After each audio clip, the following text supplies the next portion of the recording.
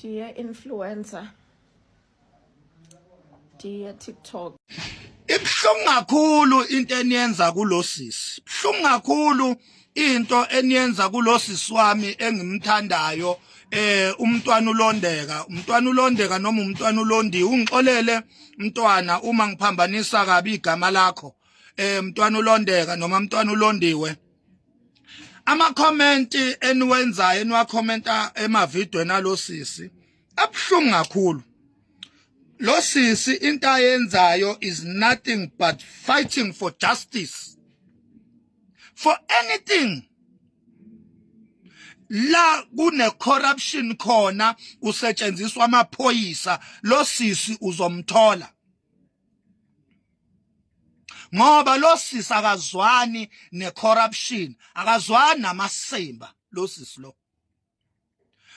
Usisi Londeka akazwani noThuvi.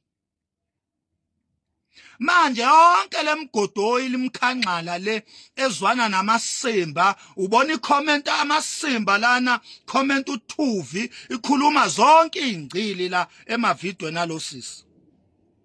Ngifuna ukunitshela ke emgodoyi ukuthi lo sisi lo akulona iground le ihlama lo sisi lo. Yekani ukudlala ngalo sisi. Yekani uabuse lo sisi. Ngalama simbe eniwakhomentayo. Yekani ukubhulisha usisilondiwe, usisilondeka ngalama simba ama comment enu. Kusuka amaphoyisa ahambe ayeke igebengu zikhuthuza abantu itheku lonke lapha negoli. Asigebengu zenza ama haste zintshontshela abantu zenza ama house breaking. Ahambe lamaphoyisa amasimba lawa ayohlukumeza lo sisi kanye namasosha lawa ahleze hamba nawo lo sisi. Bayowahlukumeza bayokwenza yonke into le. Uyabona? Lamasosha lawa ahleze hamba nalo sisi amasosha omkhonto wesizwe, amasosha abuya kwi-exile eyolwela inkululeko yalelizwe. Kuthe makubuywa lapho sekubonakala ukuthi sekuyadliwa. Isystem yawa neglecta lamasosha. Lamasosha abetraywa isystem uhulumeni weANC okhohlakela ongcolile. Ngoba naku sekudliwa. Aneglectwa lamasosha. Lo sisi ulwela ijustice for amasosha ahamba ayohluphekela lelizwe, ayohluphekela inkululeko. Manje masekudliwa lamasosha asanakwa, awakhokhelwa, awanikwa lutho, awanikwa ngisho ama RDP. Ekubeni lamasosha alwela inkululeko le emazweni angaphandle. Awanikwa ngisho izindlu lamasosha. Awanikwa ngisho amaholo lamasosha asacrifice impilo zawo nemindeni yawo eyolwa.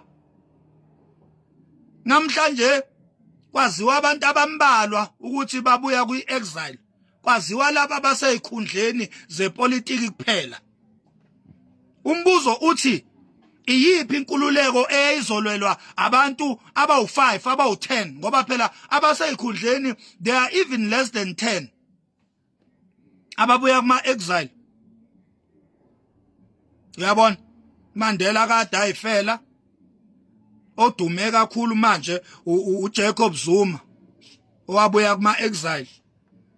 Nabanye nje abambalwa I think ba less than 10 abantu nje engathi impilo yabo baphila impilo right ababuya kuma exile. The rest amasosha ahamba ayotrainwa ayecommandwa ubaba uJacob Zuma omunye futhi owaba nenhlanhla uLokhuzi ubheka icele lelo mbuka lelo ubheka icele ibetrayal leyo eubheka icele eyaqeqeshwa uZuma yakhomando uZuma yamoldwa yakhiwa uZuma ithe jika ngoba naku sekudliwa seyamjikela uZuma seyigijima no Ramaphosa.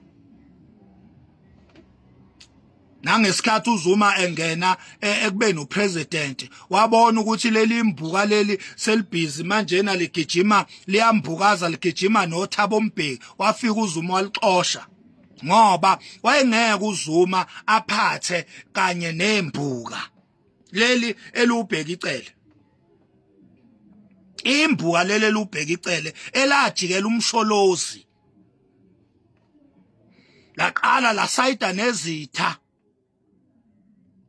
ama betrayers kamsholozi leli imbuka la sayida kade liphethe umsholozi yonke into eliyaziyo la ifundiswa umsholozi lithe lijika lakhohlwa ngoba naku selifuna amaqatha omqolo lajikela umsholozi ingakho umsholozi wathi mayengena esikhundleni walixosha lelimbuka ngoba wayeselazi kahle la kade lamqala lelimbuka leli lamqala khona lapha ya kwi-exile walibuka umsholozi lelimbuka namhlanje livumele ngokwalo lathi lona since selokhu kwathi inhlo ukhomanda walo umsholozi likusho lokho after umsholozi selamthatha lamvalela ejele isibili ngoba phela umsholozi uboshwe uye ubheka icele lo 15 months lo ka zondo lo sisi ulwela justice for lamasosha ahlukunyezwa isystem isystem isebenzisa iSAPS namaphoyisa ukuthi kuhlukunyezwe lamasosha lo sisi umntwana lo sisi wasendlunkulu ulwela ijustice lamasosha wanazo ngisho indawo zokulala ngokwesystem lamasosha kumele aba amaphara alale emgaqweni ngokwesystem lo sisi uvika leyo nto uyalwa lamasosha kumele ngaba hosikhotheni abamba inkunzi kumele ngabalala emgaqweni amaphara lo sisi uyalwa uyakuvika lokho ukuthi ningenzeki ngoba isystem ithi akwenzeke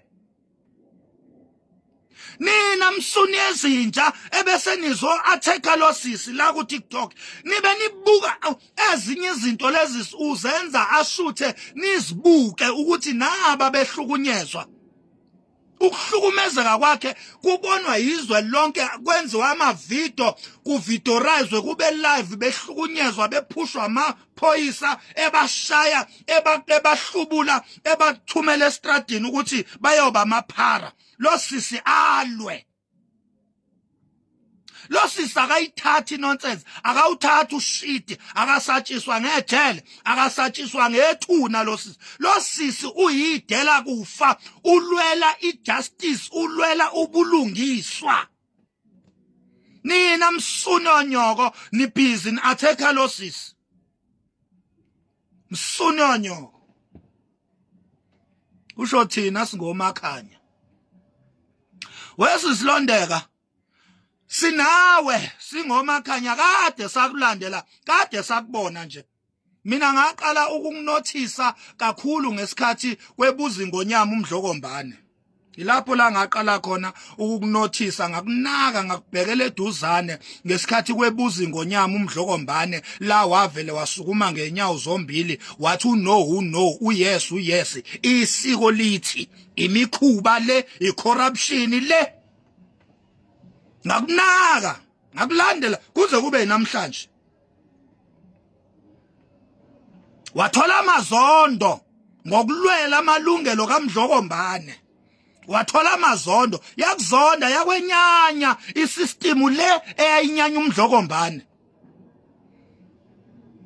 ngoba wena sisi icala lakho nje kwaZulu ukuthi walwela ubulungiswa ngomdlokombane kwasuka laba ababezonda uMdlokombane esaphila basuke bakunyanya kuze kube namhlanje na-ke ulwiswa ilabo bantu ababelwisa uMdlokombane wazwayongena egodini laba abayikhozi yokuthi umdlokombane namhlanje ulele kobandayo ibona abakulwisayo sisi nawe